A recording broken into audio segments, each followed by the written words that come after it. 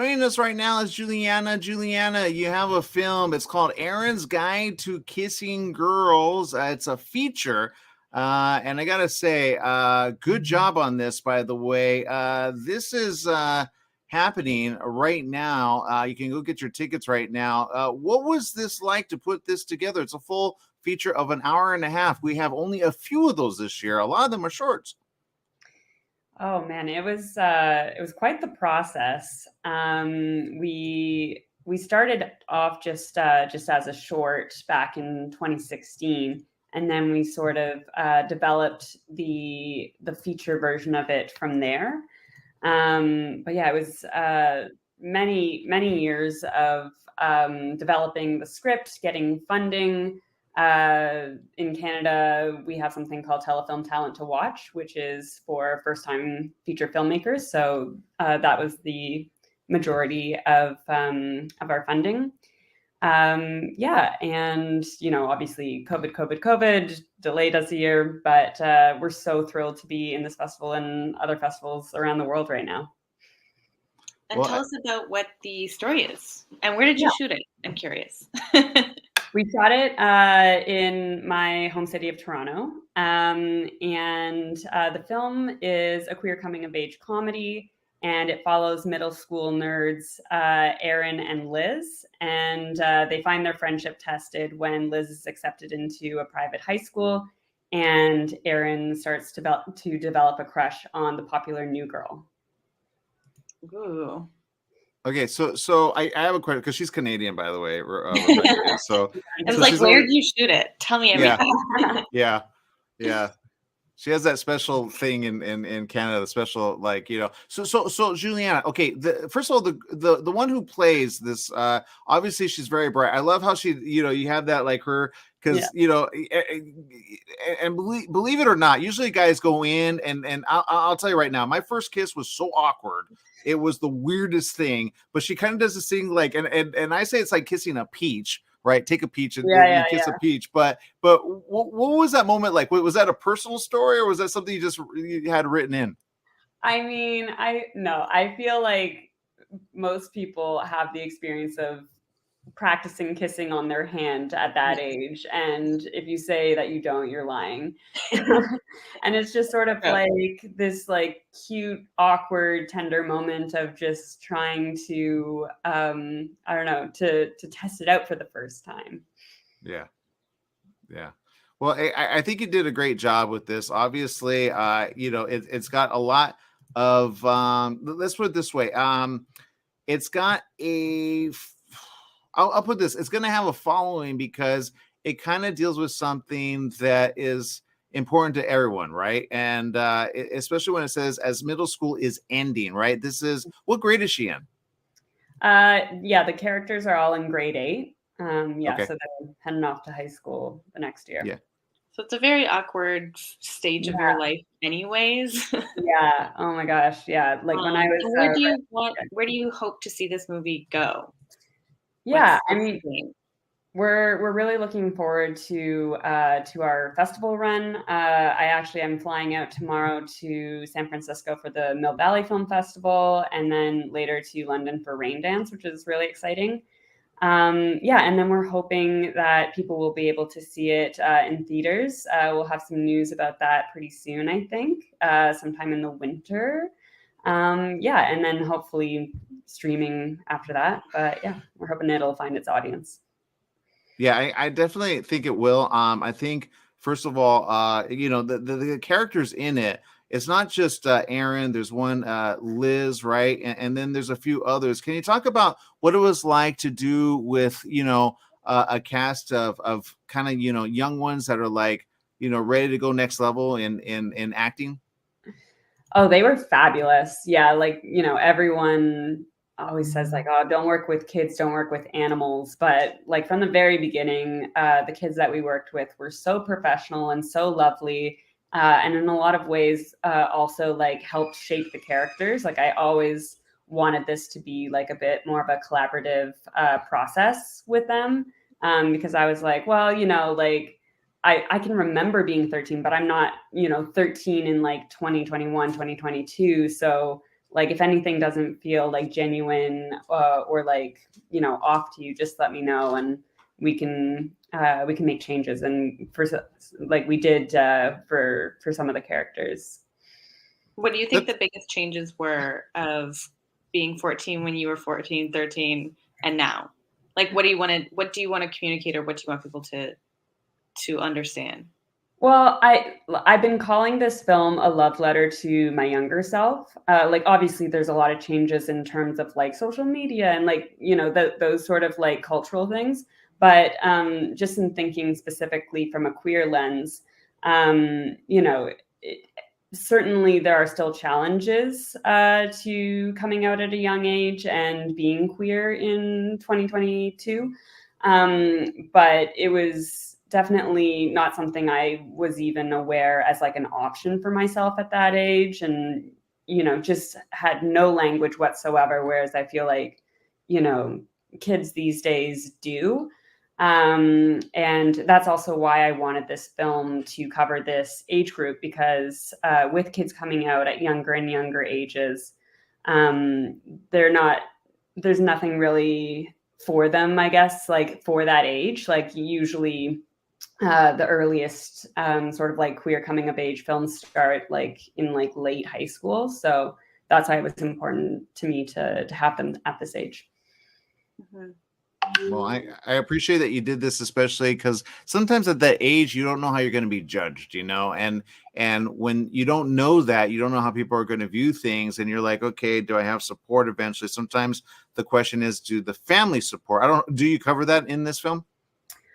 Honestly, the parents don't play a big role in the film. Like there's like anytime there are parents, they are supportive.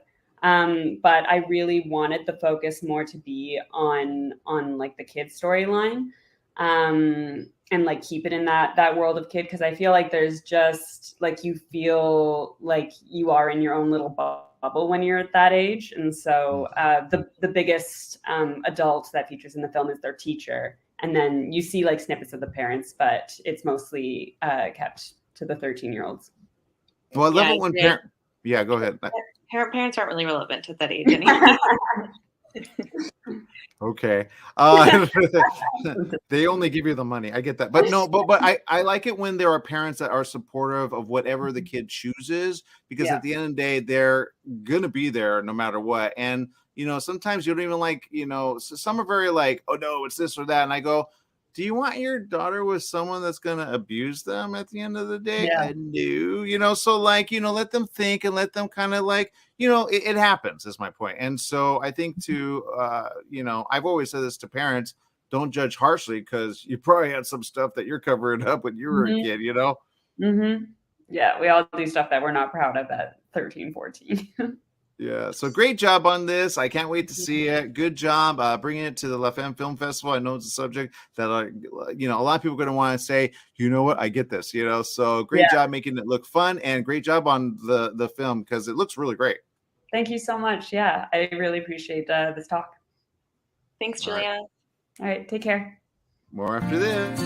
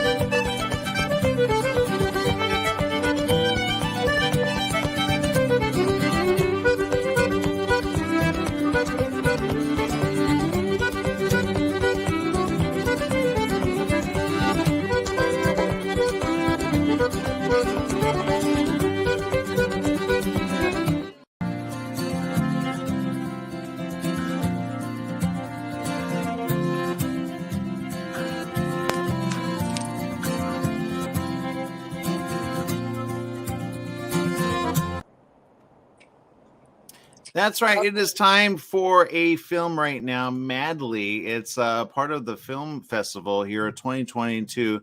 And joining us is someone who is, well, let's put it this way. She knows a lot about it. Allison, welcome to the show.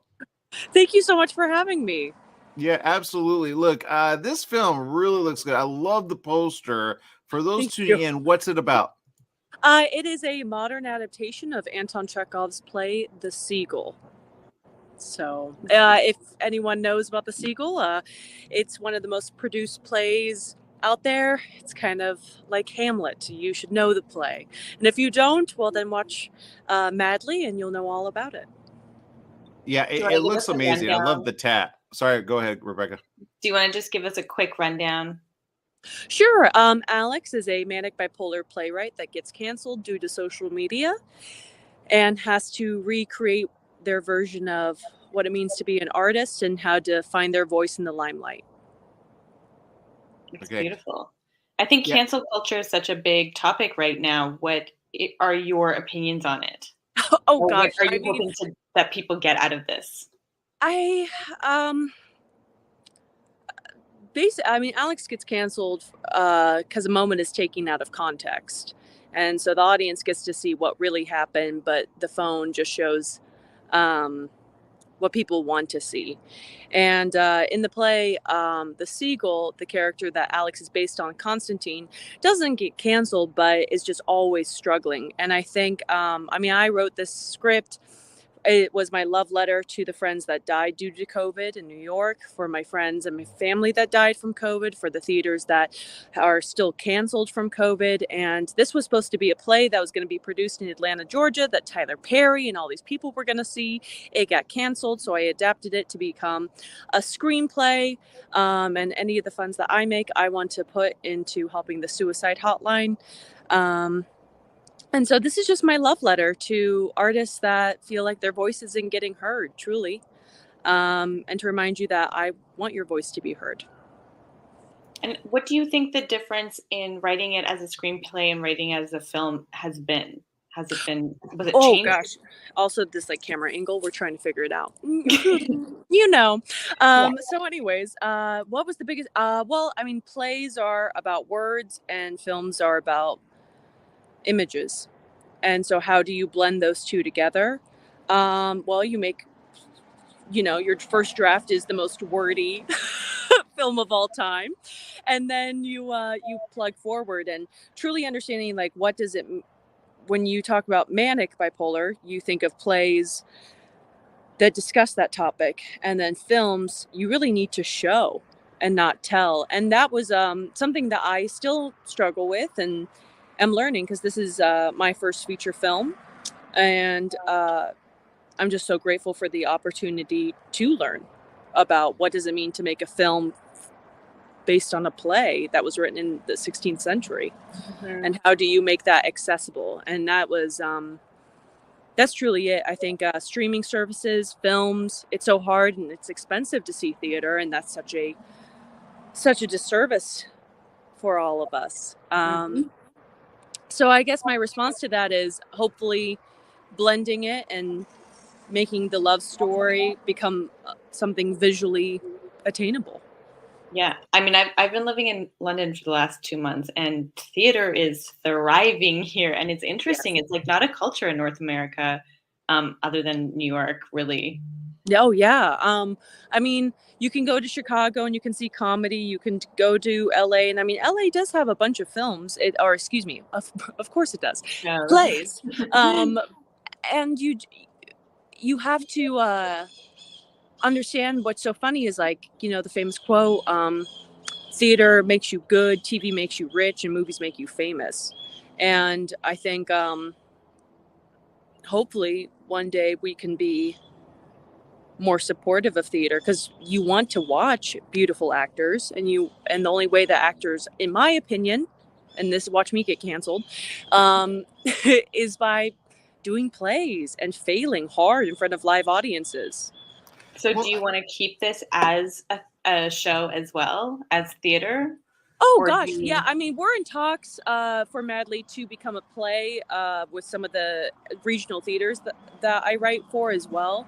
But I mean, this is I mean, in a dream world, with the next film that we're working on, is truly to make just plays more accessible. You know, when I finally am a, you know, financial, independent, incredible filmmaker, it will be my goal to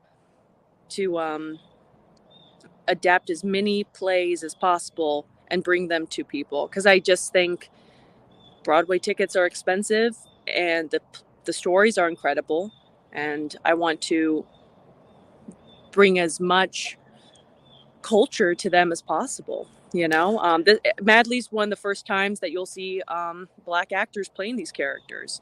You'll see it non-binary. You're going to see LGBTQ. I mean, why not bring the stories to life with things of modern problems, you know?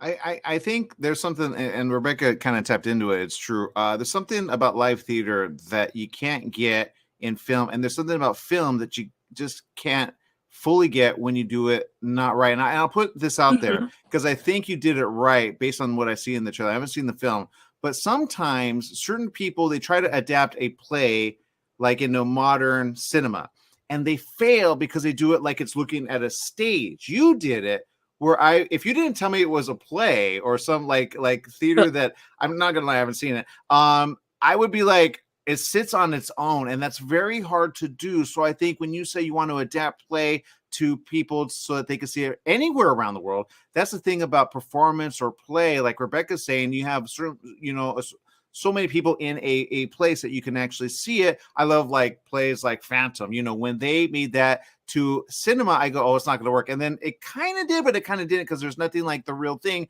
But Gerard Butler did something I never thought he could do. So my point is this, Allison, the way you're shooting it, I think, is smart, and it takes theater next level, because here in LA, I'm not going to lie, because of coronavirus, a lot of places are closing down. There's a lot of, you know, I talked to non-union. I actually wanted to bring theater onto stream right before they actually did it to like Regal Cinema here in the US. And I was like, how can we go next level?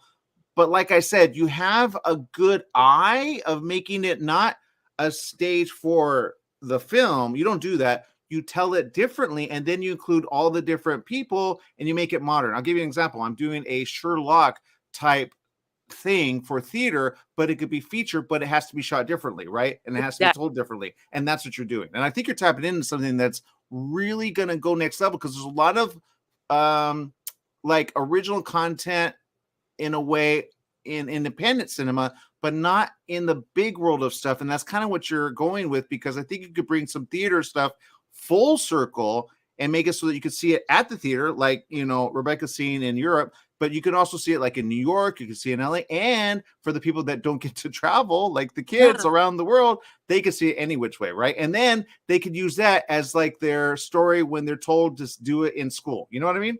Oh, for sure. I mean, I think it would be so, I'm going to do a shout out, Ryan Murphy. When you're ready to work with me, I have in my head, how amazing would it be if you saw a limited series of like Death of a Salesman or Streetcar Named Desire or Hedda Gabler, and you truly made each season of that a play, and everyone's like, this thing's amazing, I've never read it. It's like, of course not, it was written in the 18th century.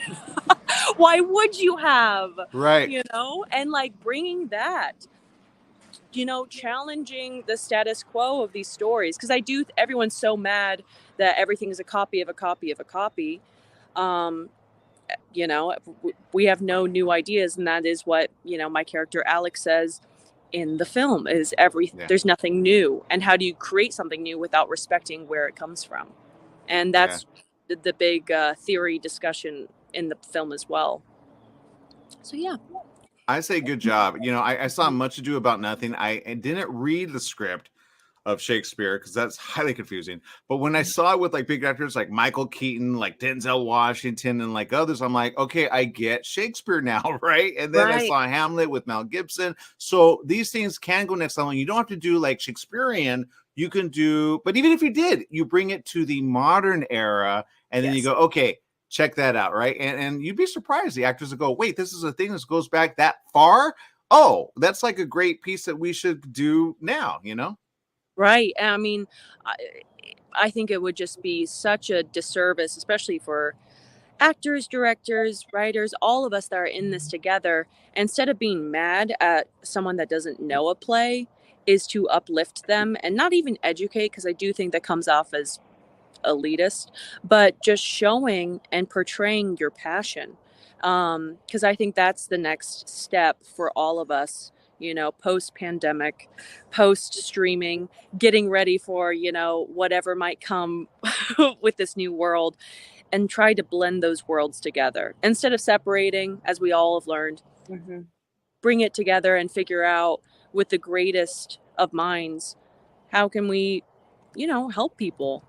Because there's so many, how many art programs are being canceled right now, and how many people are not even going to know these plays because we just think it's not important. But so many times in my life, I've learned my best moral compass from Shakespeare, or challenging myself, or most importantly, and I'm sure because you guys are professional artists as well, how many times have you felt, oh, I'm not alone because I saw this story? So and that would be my honor to remind someone that they're not alone with this. I love that.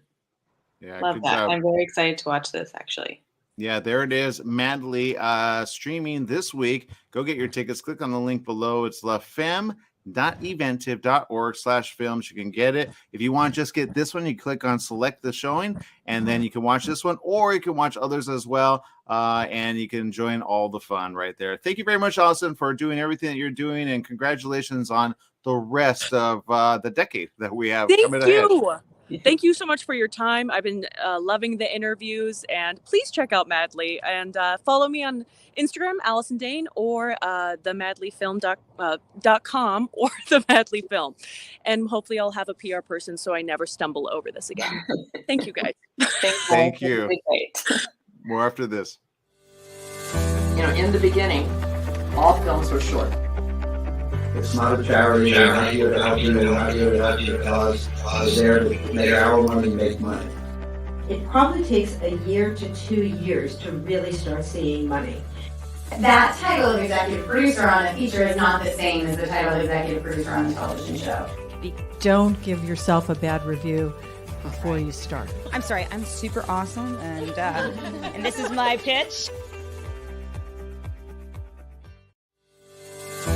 In the beginning, all films were short. That's right. We got with us. It's called Our Dad Danielle. We've got SE, or also known as Sarah, and Leia. Is this someone that we know, or that we're gonna know, or that we're gonna want to know in this film? Wait, who's someone we want to know? Danielle? Yeah, both. Yeah. Tell us about what the film is. Sure. It's a documentary feature which charts a woman who came out as trans at 57 in Sugar Land, Texas, and it's about her two daughters, her wife of over 30 years, and then her law career in Sugar Land, Texas. Okay, we're looking at that now. It look. First of all, I love the style it's done, and correct me if I'm wrong. This is more of a documentary / film, right? Yeah, it's a documentary, and we worked on it for 4 years, and we started in 2018. It was actually originally going to be a web series that Danielle had written about, like the lighter side of being trans, but she the script wasn't very good, and her and her wife wanted to act it, and neither of them were very good actors. So instead of that, I asked if they'd be interested in making a documentary instead, and then thus began the movie in 2018. I like that. And you know why I like that? Because I'm not going to lie. I saw someone at Target the other day, and I could tell he was alone. And I thought, okay, because I had a conversation about this very subject, and sometimes people don't understand. Sometimes people just don't get it, right? And I think in watching this film, I would assume, I haven't seen it, that at the end you get it, right? You haven't seen it? No, it's not out yet. It comes out the 13th. Yes, this film is very much a celebration of the beauty that comes when you are able to live authentically. We want to celebrate that. Danielle was 57, so she lived a life for 57 years, and that's hard, but we wanted to celebrate the beauty that came once she was free and open, and it really changed her life. I mean, she changed her personality. It was like just all of those years of lying and feeling shame and guilt were lifted off of her, and she kind of just became like a whole new woman and blossomed. And so that's really important for us in the film. We really wanted to celebrate all of these women's, yes, they've been through horrific things, all of them, but ultimately we were really looking to shine a light on the positive message, which was that, it is hard to be out, and it's a very difficult thing to navigate, but all three of these women were much happier once they came out, and we wanted to celebrate that. So what I'm really interested in also is you shot with an 100% female crew. Is that true? Yes. Tell me about that experience, because that sounds very exciting. Oh, thank you, Rebecca. Well, here, Leah Judge, why don't you say something? This is our producer, Leah. Hi, nice to meet you. Yeah, so our core crew was all women or non-binary folks, and then we did have a couple of people within the crew who were a cis male, but they were a great addition. But 90% of our crew in total was all women, and we really our core crew was 100%. Oh yeah, sorry. And our crew overall were women or non-binary, which was really cool because we wanted it to be a very feminine experience. We wanted it to be very much feeling the female POV of what it's like to live in this environment. And we wanted all of the colors to be very feminine, just for it to be a very warm, feminine vibe while Danielle brings her, lawyer power. We do have one guy interviewed in the film, and that is Danielle's brother, Michael. But otherwise, everyone else in the film are women, and 4 of them are. That wasn't intentional. That just kind of happened. Yes. But in terms of our crew, it was really wonderful, Rebecca, because there was just a level of just excellent communication. There was such great communication. There wasn't ego. I mean, except for me, because I'm a director idiot, so of course I have an ego. But it's just such a warm, welcoming environment, and that was really remarkable. And now, I mean, I'm not saying I would love to do it again, and I will work obviously with men, and I do, but that experience really was a life-changing experience for all of us. We really were bonded, and so many people, so many women helped me, worked for either free or nothing, like drastically lower than their rate, just because they believed in the project. And it really was a village that that it took to make this, and so we're just so grateful to all of the women that lended their talents and time to the film. That's incredible. Thank you.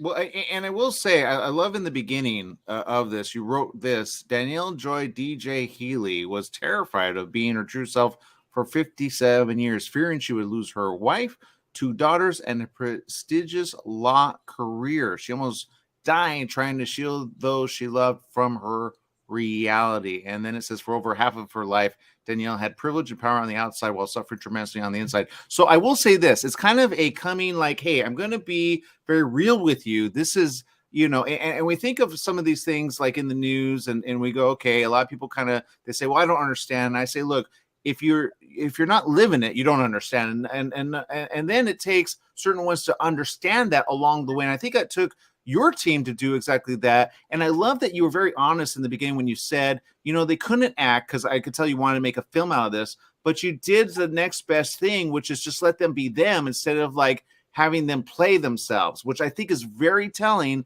And I think it'll resonate with some. We hope so. I mean, we really wanted to show a fully formed trans woman. She's not famous, and a lot of what we've seen has either been heavily dramatic or about famous trans people. And so we really presented an all-American trans woman who's an average woman. Yes, she's done some extraordinary things in her life, but she's, an average American woman, and she's just trying to live her life. And so are the other women in the film. And it was really important for us to show a fully formed, not perfect, complicated trans woman. Yeah. And where do you hope the future of this film goes? Where do you want people to see it? What message do you want people to get out of it? We'd like it to be it will be on streaming eventually, but also one thing that we really want to come out of it is one of the characters in the film was an asylum seeker from Honduras and had an awful time in the detention centers because she was put in a male detention center and she couldn't speak English, but she wasn't given a lawyer or a translator because there's no obligation for that to happen. And thankfully she was connected with some people in the Texas LGBTQ center, but that doesn't always happen for people. And so wanting to work with a couple NGOs to try to have a campaign, an impact campaign that comes out of this as well, to bring more awareness of how people in these detention centers need resources and need to be helped.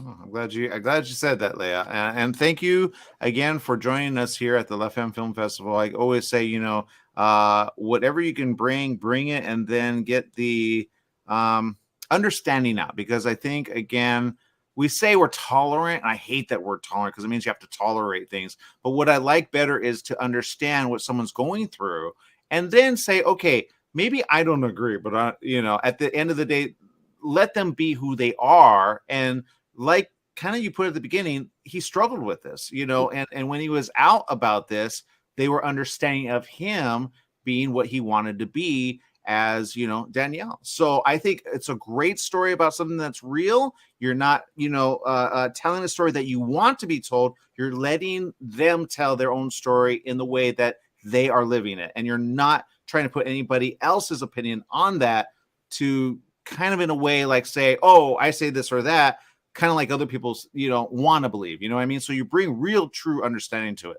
So thank you. Thank you. Thank you so much. Yeah, absolutely. All right. More right after these messages. Stay tuned. Thank you. Thank you. Bye.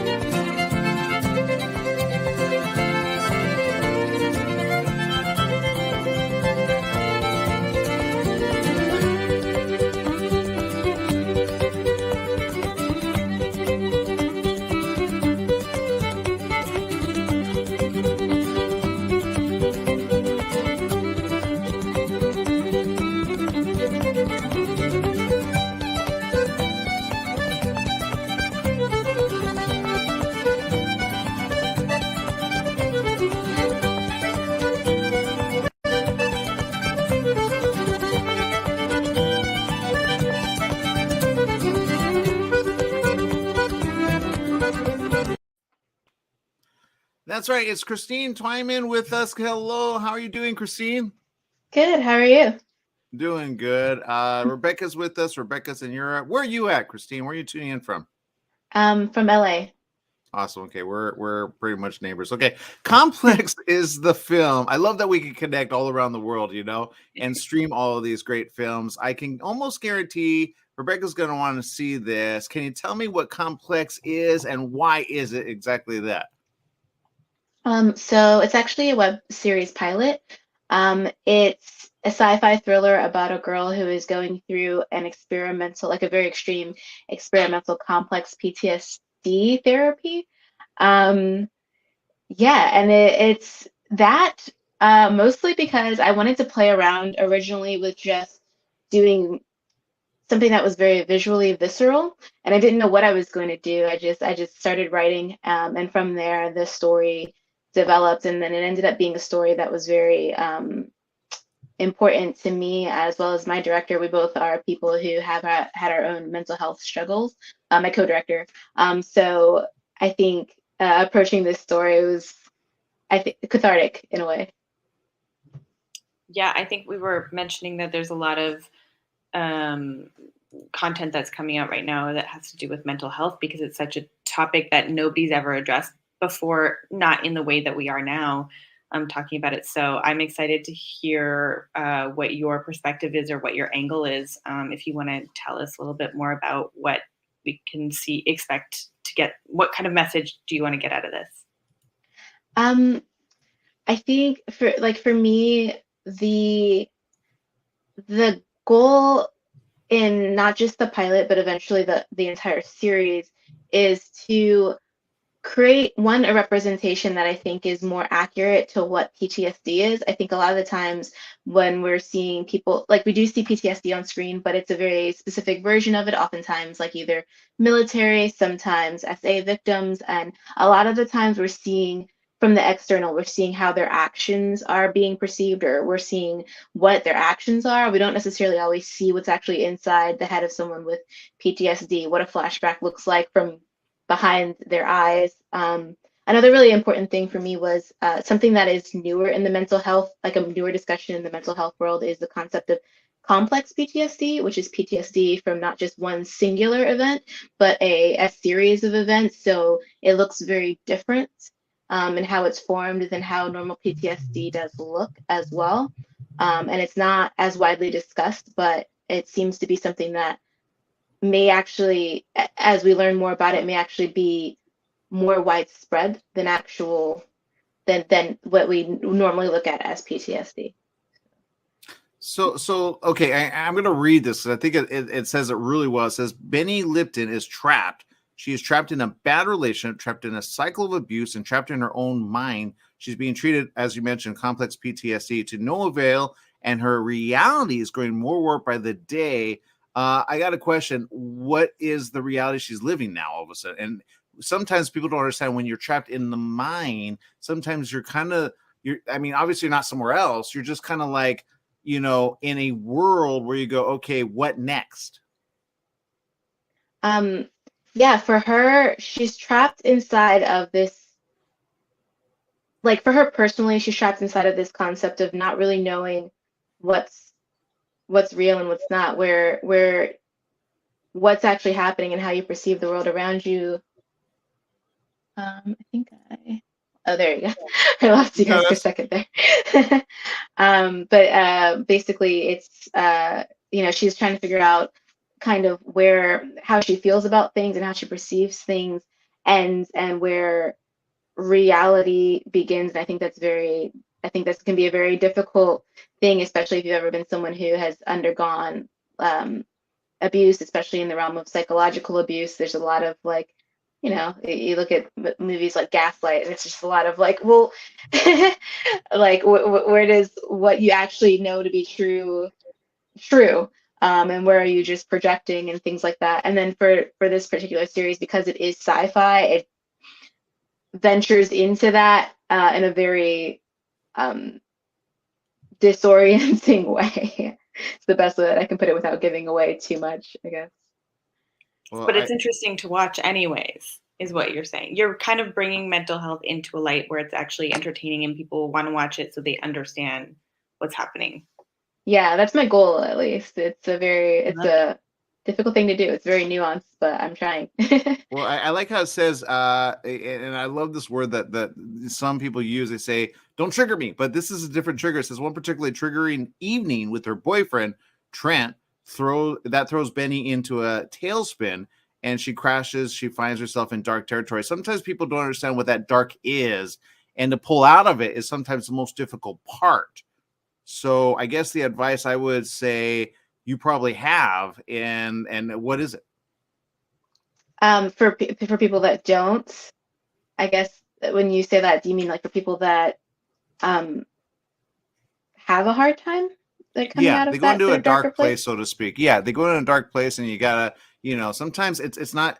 Sometimes they don't want people to pull them out, but they got to pull themselves out. And then sometimes they have people to pull them out that say, "Hey, I understand. Don't worry." Like I've heard a lot of people that want to commit suicide, want to do a lot of things, and I've been there to help them out. But sometimes I'm not there because I don't know. Right. I think the thing that I have learned over the course of my life is routine. Like, that sounds so ridiculous, but it's not. I think a lot of the times the perception is you do your mental health things when your mental health is struggling, and that's not true.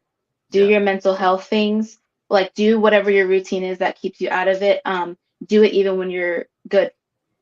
Consistently do it. It makes the down spirals, the difficult moments easier, but it also makes you know what to do. Like if it's just constant and it's in your body and you know how you're supposed to respond to everything or how you normally respond, even if you're not sure if it's going to work, you know what to do. Get up and exercise, get up and take a walk, and get out of bed if it's something like depression. Like the little things that you can do every day that help build that, like you just practice. Practice makes perfect, and it does help.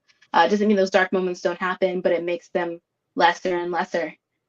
If you know well said. what your what your routine is.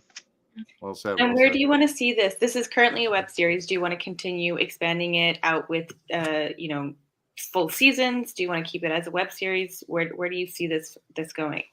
I think for this particular bit, I would really like to keep it as a web series. I think the short form actually really adds to the intensity of the series, like having to do everything so quickly in such a short period of time. I think really actually adds to the emotion that we're trying to elicit from the audience.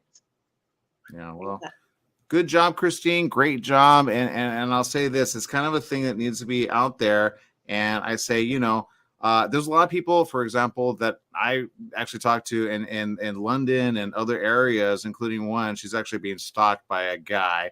She had to put a restraining order on the guy. But there's a lot of people going through these things, and it's like they don't know how to get out from under, So sometimes these stories come out, and you go, okay, and you don't want to be. I like how you put it. You mentioned it. It's complex PTSD, and sometimes for people that don't have it, you don't know what that is. Some people think, if you serve in the war, which I know a lot of people are getting drafted right now in Russia, but a lot of people don't understand the emotional toll that a abuse or someone who is in an abusive relationship can get, even by like a word. A word can put you into like, oh no, I don't know what to do, Yeah.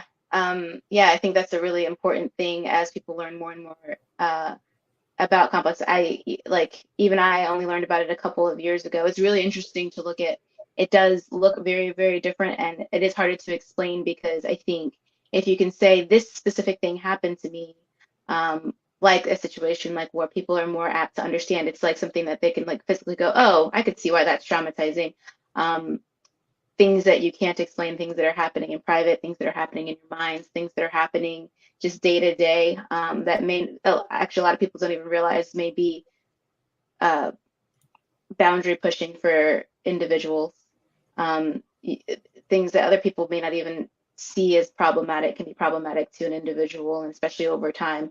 So it's very difficult to express to people what complex PTSD looks and feels like, and then what triggers do occur, and then what those triggers actually look like. It doesn't look the same as somebody who has war flashbacks. It can be emotional flashbacks. You say something to someone and they just start crying or they overreact to it and you don't understand why. So it's very, very important discussion. I hope more and more people start to understand what it is over time. Yeah, absolutely. Well, Christine, thank you for bringing that to the La Femme Film Festival 2022. Can't wait to see more from you. It's all happening this week, October 13th through the 16th. Those are the dates. You can get your ticket now. You can watch this show. Just click on the pink thing right there. It says select a showing, and you can support Christine in that. Also, oh, by the way, Christine, where can we follow you and all your great stuff? Oh, I'm on Instagram at outa_my_skin. And you can also, Knock 'em Dead Productions on YouTube is where you can also follow me if you want to see, more. Even better. All right. Yeah. Christine, thank you so much for bringing what you brought to the table, so to speak, and thank you for getting this made. Congratulations on that. That's very difficult, and not going to say you're not. Like, you probably don't like this, but man, you got a great brain at a young age. Thank you. I'm not that young, but I really appreciate it. Wish I was younger. Yeah. Well, you have a gray hair like me, you'll understand. Thank you, Christine. Thanks, Christine. Thank you. Good one. In the beginning, all films were short. It's not a charity. We're not here to help you. We're not here to help your cause. We're there to make our money make money. It probably takes a year to 2 years to really start seeing money. That title of executive producer on a feature is not the same as the title of executive producer on a television show. Don't give yourself a bad review before you start. I'm sorry, I'm super awesome, and this is my pitch.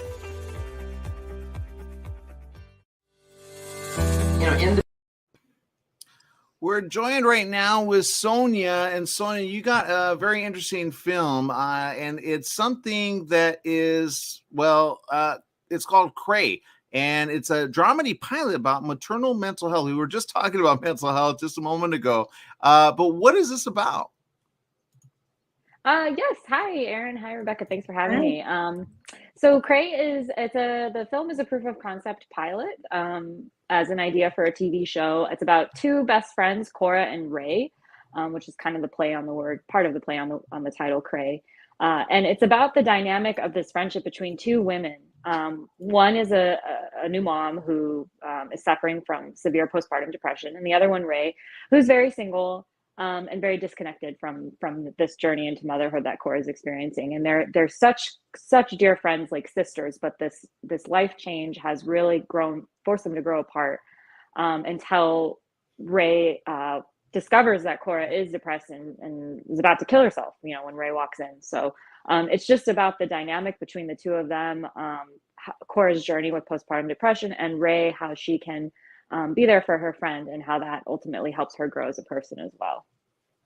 Well, I love the moment that little baby, he's like, what's going on, Mom? So look, a great story. Obviously something that needs to be talked about. And, Rebecca was talking about that earlier, how it's very necessary.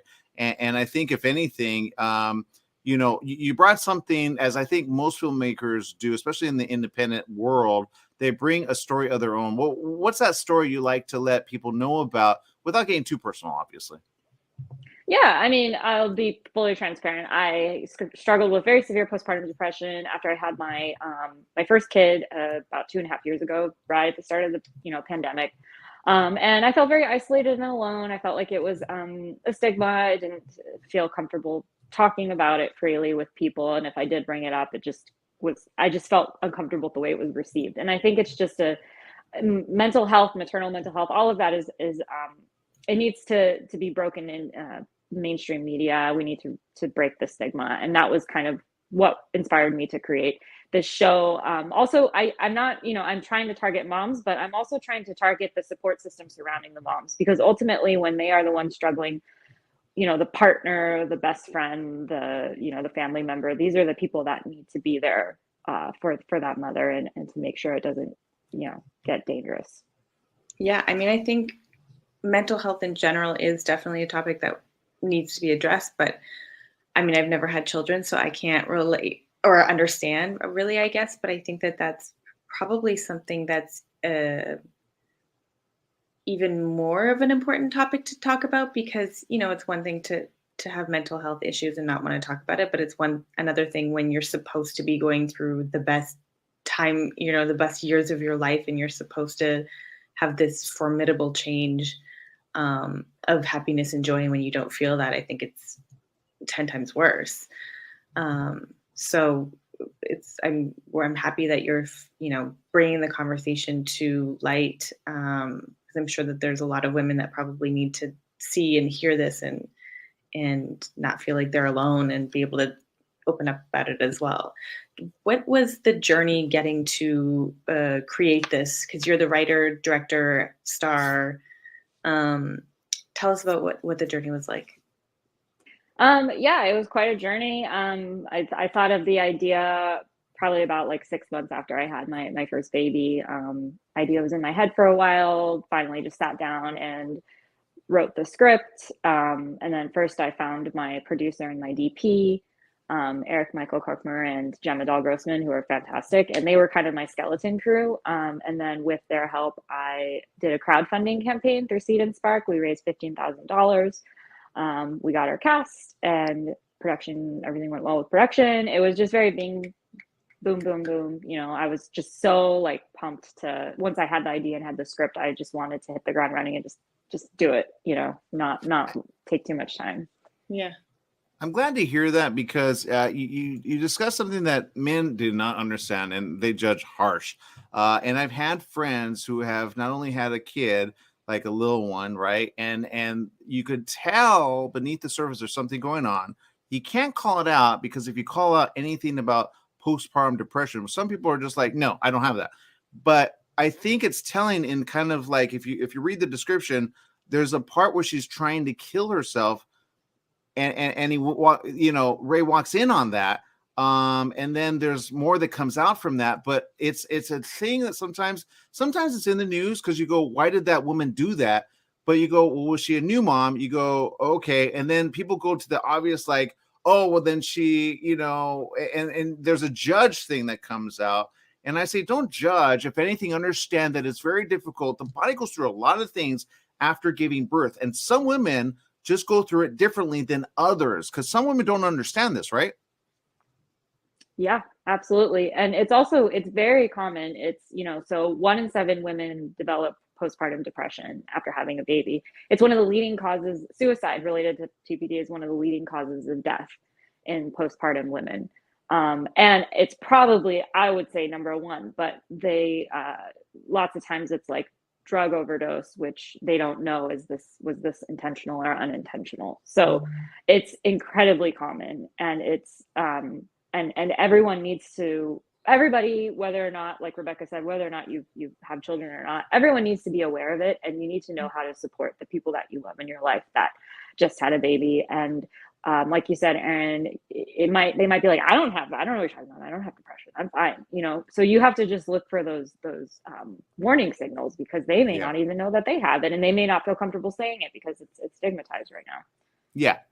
Yeah. I think that's important, and I think it's important also just to understand these things happen. We have film, thank God, and you have a lot of support. I'm glad you crowdfunded. A real quick question on that, because we asked a question yesterday about crowdfunding, and we say, don't let the limiting of funds prevent you from doing a good project or script. How long did that take to raise those funds?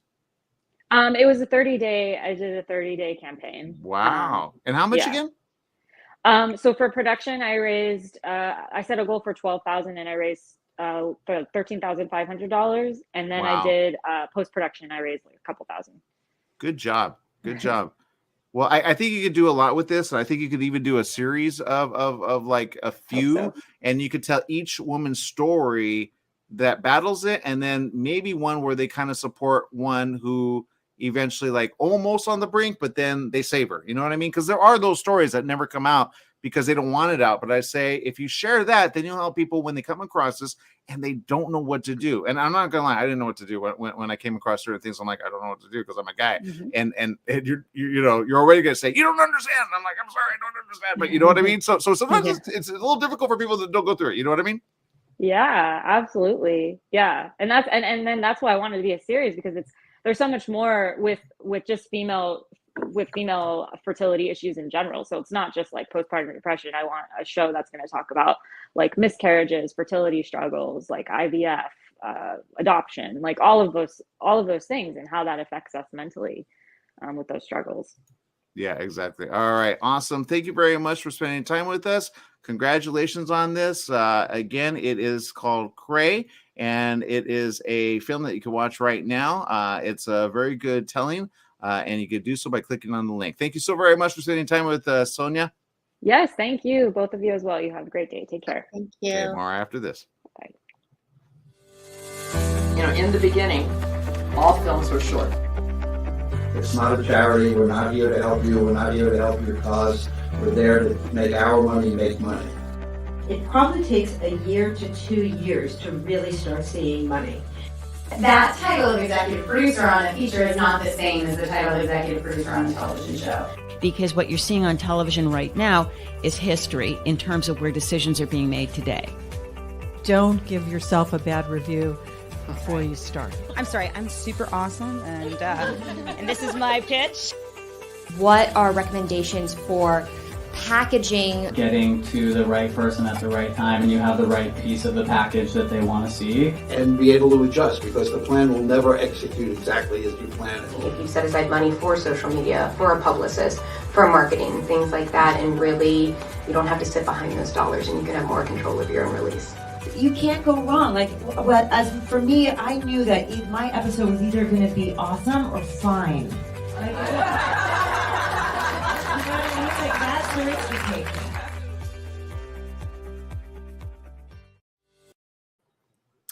We're here with Sarah. Sarah, you got a film. I'm not gonna mess it up. How do you say it? It's Miss Shell Love, like seashell. Got it. Okay. Yeah, I was going to totally mess it up. I apologize. And this is interesting. It's another film about art and those that actually help create art. What's it about? Well, thank you. That's exactly it, is about art. But I wanted to tell the story of Miss Shilov, whose name is Sita Sadali, through her biography as well, because I wanted to highlight her creative process as well as her unique story. So I was looking for a way to intersect those two. And I did that by following her on a mural. She created a mural and interviewed her. So it's a biographical, but it's a lot deeper than that, because it's also a first generation story. It's a story of an artist. It goes into detail about visual arts. So it's multi-layered. Yeah, I could tell. I love can and spray can, because sometimes, there are kids that do it. I go, why don't you, instead of defacing things, make art out of it? And then you could copyright it, because you know what I mean? What's cool about, I too, I love when I see a spray paint can, I get very excited. There's something very glamorous about it. I think there's something very rebellious. But that's actually the only spray painting she did on the whole mural. It actually is a very small part of most work now, unless they're out there tagging on the street doing graffiti, which is letter-based, right? When it's inside and you're doing a mural that's figurative, that's people and other things, that's technically a mural, not graffiti. So yes, the allure of the spray paint can. I think street art is very, very cool and very romantic. I do. That's why I wanted to tell a story about it. I agree. And what is this story that makes it particularly compelling that people would want to watch it? Well, I think that there's... Or why did you want to tell this story? Thank you. I wanted to tell the story specifically because I was looking for a unique story from someone in my community. You know, I was taking a community approach to documentary. You know, if I looked around the street, whose story could I tell that I wanted to hear myself that I hadn't seen before? And I knew Sita, aka Miss Shilov, knew her sister. She was always posting her murals and graffiti on social media. So I followed up to ask if Sita would want to be the subject of a documentary. And thankfully she said yes, because it's been a great experience. But Sita has a very unique story in the sense that she's half Indonesian, half American, Indonesian mother, American father. And there aren't a lot of Indonesians in America, so the culture isn't as widely known, especially within the Asian community. Even they're minority within the Asian community, which is already minority. So that's something she feels very strongly, and she was raised mostly with that culture in America. As a teen, when she gravitated to graffiti, she also became involved in the local hip hop scene in Washington, D.C. We had a thriving punk rock scene at the time. It gave her the space to find her identity and work out who she was, as well as her art. So I think for those of us who love music and who went to local music scenes in our cities, I think that's very relatable. And it's interesting, you know, if you, I always like to find out, like LA has such a rich music scene, and it really shaped a lot of people growing up. So I think just art and life and trying to figure out who you are and, you know, how you weave the, you know, the threads of your parents and your lineage is a story that I hope people will relate to and find interesting. Definitely. I mean, I think it's not everything has to be everyone has a unique story. And I think that we don't take enough time to learn your community, you know, your neighbor, the woman who has the bake shop, you know, anyone that's on the streets, these artists, what their stories are. So I'm excited to see, you know, everything about her and what her story is and what her journey's been. What has your journey been in film and getting this up and going?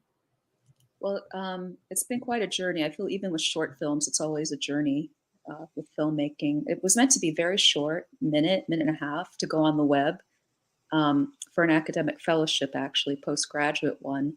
So it started out in a very academic environment, you know, talking about theory and representation. But after just spending a day with Sita, I realized that she was way too interesting to just try to condense within a minute and a half.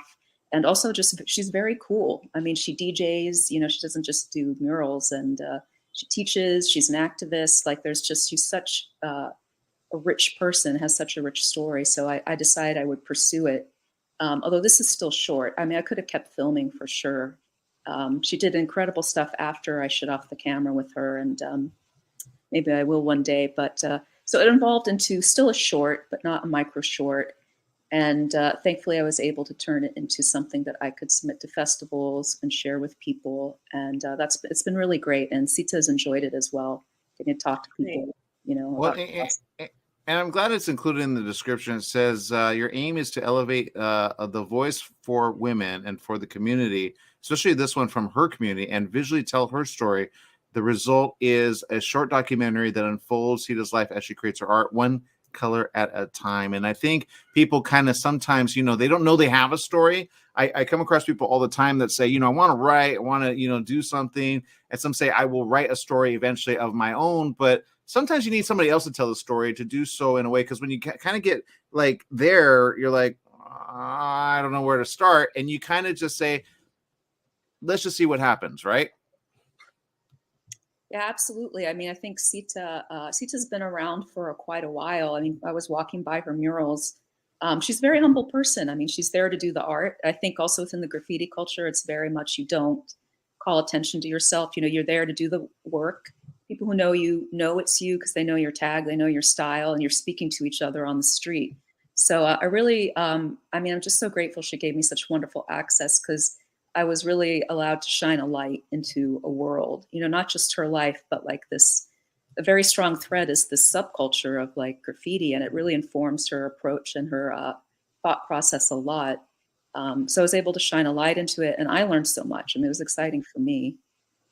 Well, it's among the list of films that we can watch right now this week, starting October 13th, all the way throughout. And if you want to support it, click on the pink button. It's called Select a Showing. And then you can support not just her, but also Sarah and all the great stuff. Sarah, what's next for you? a feature-length doc about a poet. I like the arts. I think I'm going to stick with telling women's stories who are artists for a little while. So I love that. Thank I'm you. excited. Thank you. Yeah. Thank you, Aaron and Rebecca. No, thank you. Thank you for making the 2022 season a great one to remember. Okay, we'll see more right after this. Stay tuned. Thank you, Sarah. Thank you.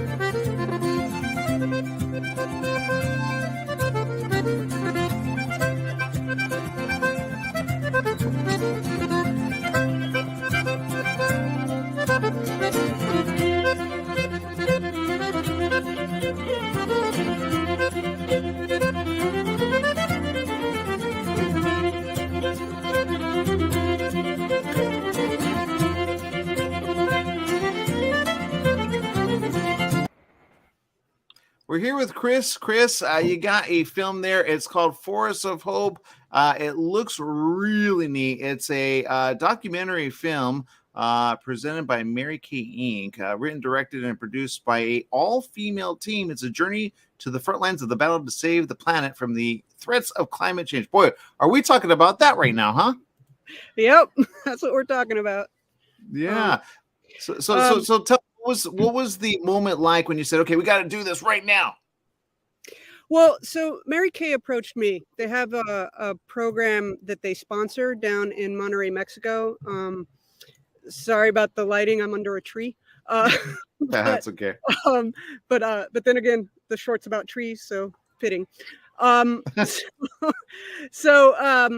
They approached me because a friend that they were talking to in Mexico suggested me. I grew up in Mexico, Mexico City.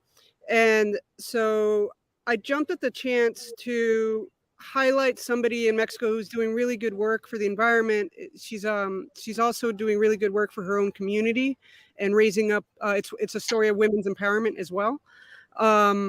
And when I saw her story, you bet I jumped at it, because we rarely get a chance to highlight women in their 70s who are doing such good work.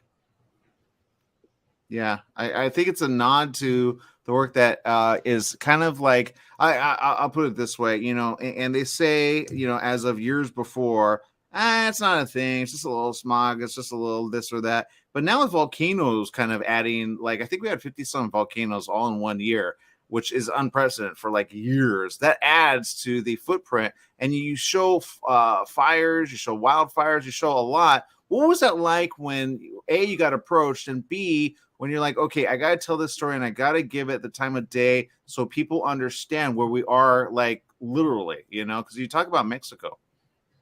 So I was approached by the team, the creative team, and they sent me a bunch of stuff. The group that Angelica, her name's Angelica Torres, that she works with primarily, although she does grow saplings for other groups, but the primary group is the Nature Conservancy.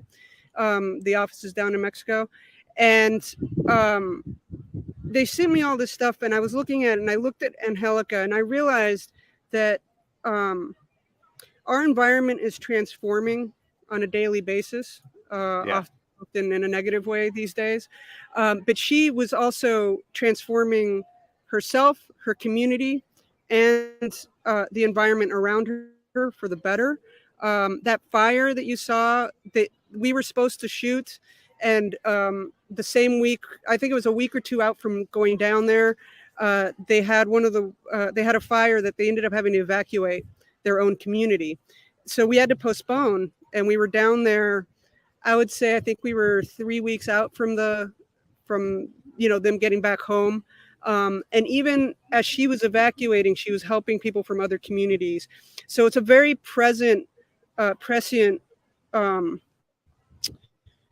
issue for them. They live in a forest that is Yeah. being logged, that is being, that fire was started by human error, which is also something that we deal with in California. They've also had fires that started by lightning strikes. Now, nature does often need to do fires here and there for forests for them to regrow and regenerate. Yeah. But we've also intruded on those natural processes. And we got, so when I looked at Angelica, I was like, if we tell Angelica's story, it can also reverberate out into just the full story of the environment and the impact that one person can make, just like the impact one seed can make by growing a Yeah. tree, right? And so that's Yeah. what I saw. I like that. I like that. And I love, it says here, she's 71. Some would say young, an eco warrior in Mexico who cares for the community and for nature. First of all, I got to say, when I'm reading further, it says, for growing up with a 6th grade education and running a eco-sustainability initiative, she's not only bringing life back to communities surrounding forests, but also helping women in her village make a living. Yes. That in of itself must be pretty inspiring. What was that like when you first met her? So the first time I actually met her through phone calls first before I met her in person. So I established a relationship with her so she would feel comfortable when I got down there with, we had a very tiny footprint of a crew. Everyone else in the crew came from Mexico, which was important to both Mary Kay and myself. And it turned out that the DP actually went to the same elementary school I did in Mexico City before he went off to graduate school, to boarding school. But it was kind of cool. So we got there, and after just talking to her on the phone, she's just such a lovely human being and cares so much about both the trees and the well-being of her town and the women in her town. And I just started to get even more like, I want to do justice to this story and really tell her story well.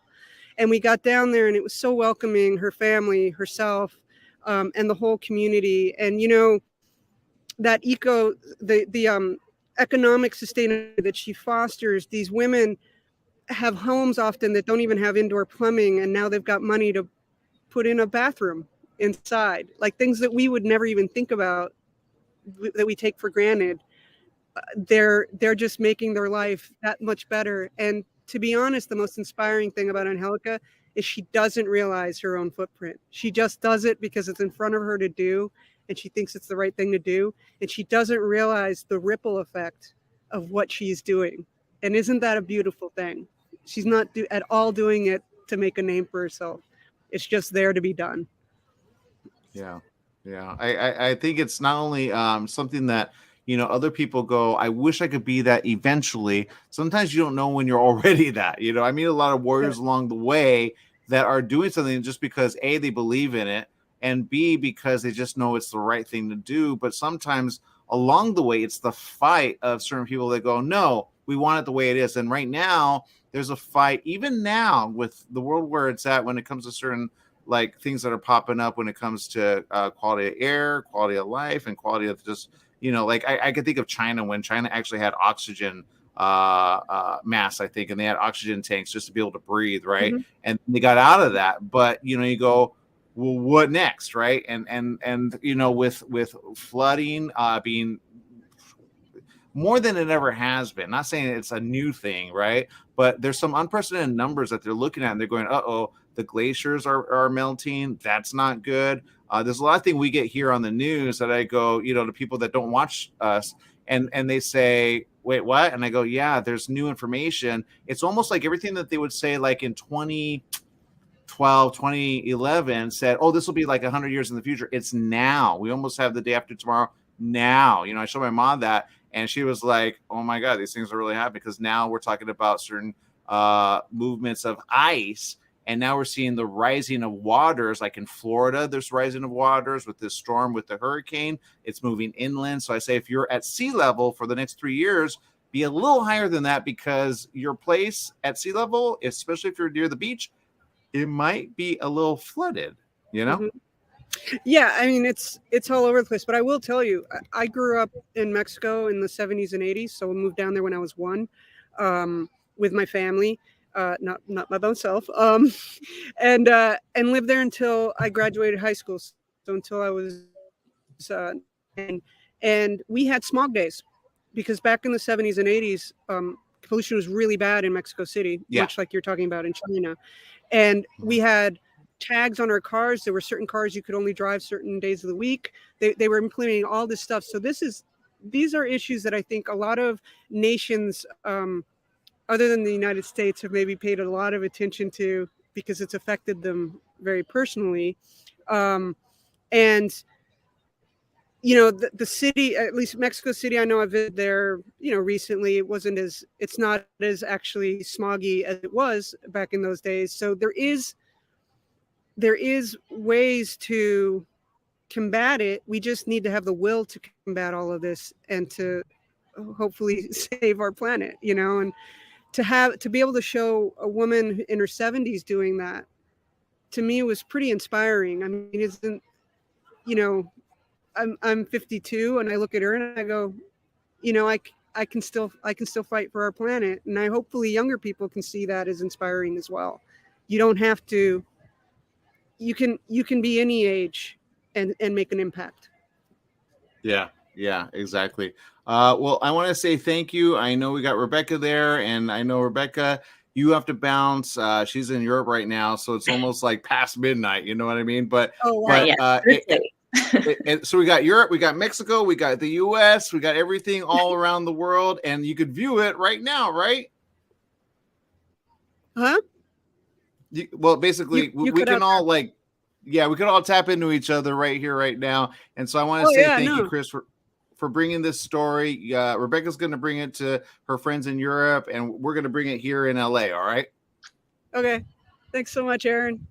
Thanks, Rebecca. Thank you. Thank you, Rebecca, as well.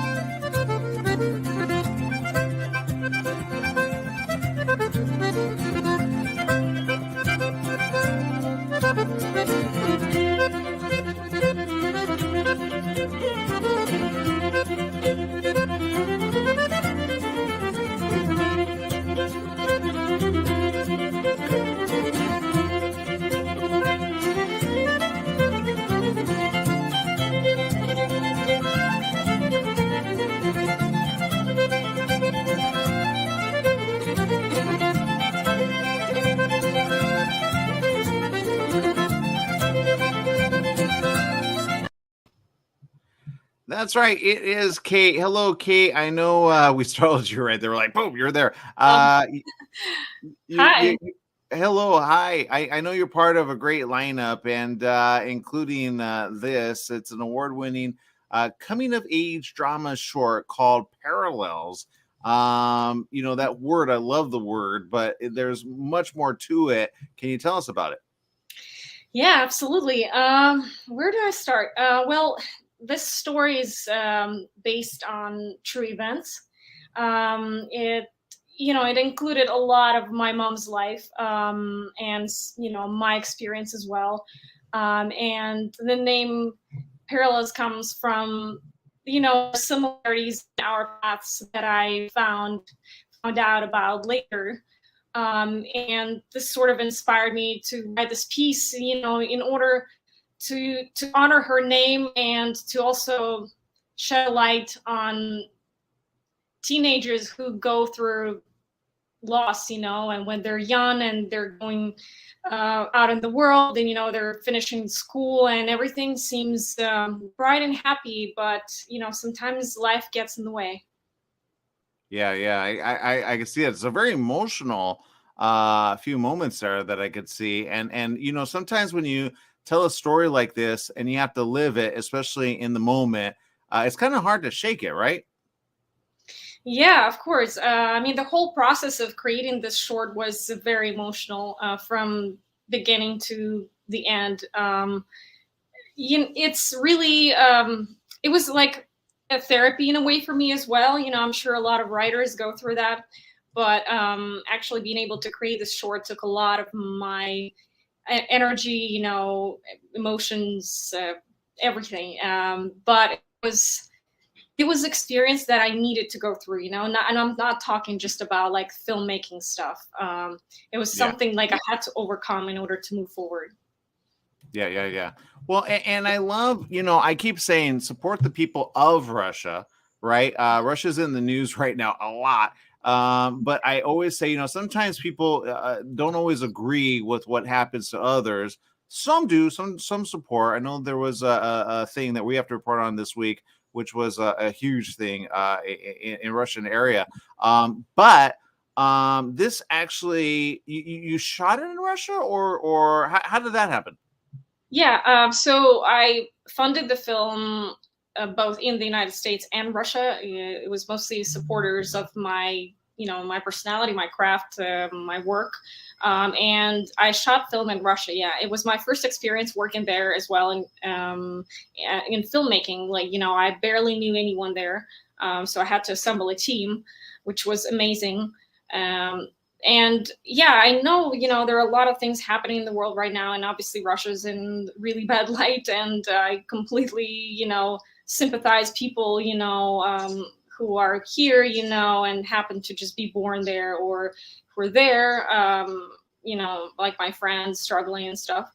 But my film wasn't about, that. My film was obviously about, it's not about who you are. It's about just being, it's about, I think it's universal because a lot of people are born, where they're born, and they're dreaming about something big and beautiful. And, it could be any suburban city in the States, somewhere like really, I don't know, deep, in the States. So like, I feel like just the desire to pursue your dreams and your deepest desires, that's what's driving the film, really.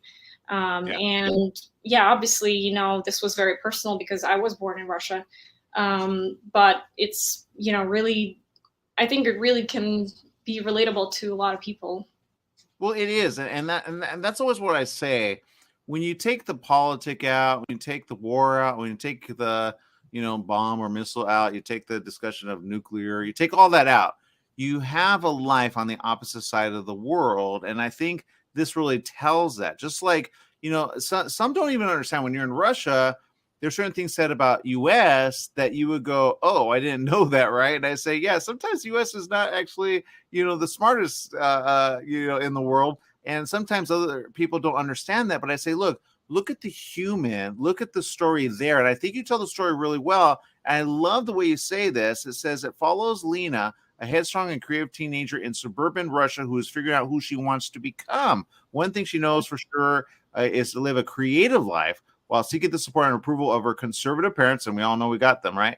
She receives news that makes her reconsider what's important in life. It's a combination of tension and of course, much more. So, you know what? Look, what I love about this is, again, it's a story about a young girl who goes through life, right? Yes, exactly. So it's, for me, it was important to show relationships, obviously, between mother and daughter. So I covered that a lot. But yeah, we are seeing the world through Lena's eyes, of a regular teenager in suburban Russia. And, she dreams about being in LA, actually, and pursuing acting and living a creative life. But of course, there are a lot of things that are against her, and first of all, like her parents, so it's, I'm not going to discuss basically the climax of the movie, but for me, it was important to show the relationship between parents, right? And also how life can be, how life can just turn around in a second, and yeah, you're thinking you're struggling with this part of your life, which in my case, it was convincing my parents, hey, please believe in me and let me just do my craft, right?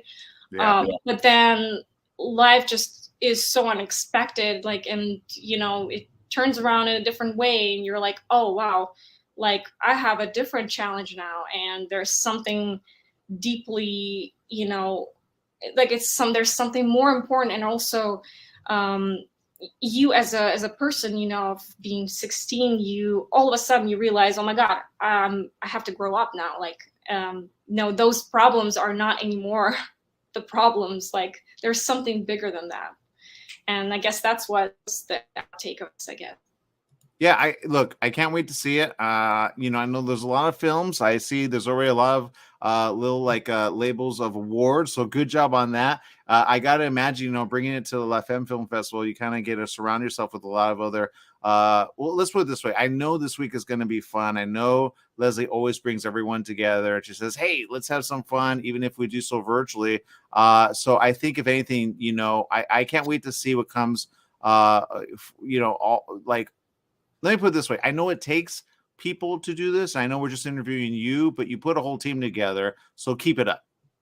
Thank you. I really appreciate that. Yeah. Yeah. And I think, at the end of the day, the only thing we can do is just, do better in life, be kind to each other. And, I think my film is about creativity, art, love, relationships, parents, like it's all universal, and it's all like good family values, and I think I'm just trying to really shed some perspective, I guess, on people out there, because I don't think a lot of people in the States know what it's like to be there, but we also are so the same, we still have we share the same values, the same problems, so I think it would be interesting maybe for someone to see like, oh, how people think over there, how do they go through stuff there? Yeah, you identify is my point, and you bring that part of it, so that people say, yeah, that's right. Because I always say, remember the people of Russia, you may not agree with the guys that lead everyone, but believe in the people and why they're fleeing and going to Alaska, So, be good, be safe, and thank you for bringing this to us. Can't wait to see it. Again, we'll bring it up right here so you can check it out. If you want to just get this one and support Kate and all the great stuff that she's doing, you click on Select a Showing right there, and it's called Parallels. All you have to do is click on the link below and attach to this video, and you'll be able to get right there. Just look for the poster. It's right there, already winning a lot of awards, and I'm pretty sure it's going to be nominated again and again. So great job, and keep it going, Kate. Thank you so much, Aaron Michael. I really appreciate it, and thank you to the judges, obviously, for being able to see my film and to select it. I'm really excited about it. All right, more after this. Stay tuned. Yes. In the beginning, all films were short. It's not a charity. We're not here to help you. We're not here to help your cause. We're there to make our money make money. It probably takes a year to 2 years to really start seeing money. That title of executive producer on a feature is not the same as the title of executive producer on a television show. Don't give yourself a bad review before you start. I'm sorry, I'm super awesome, and this is my pitch.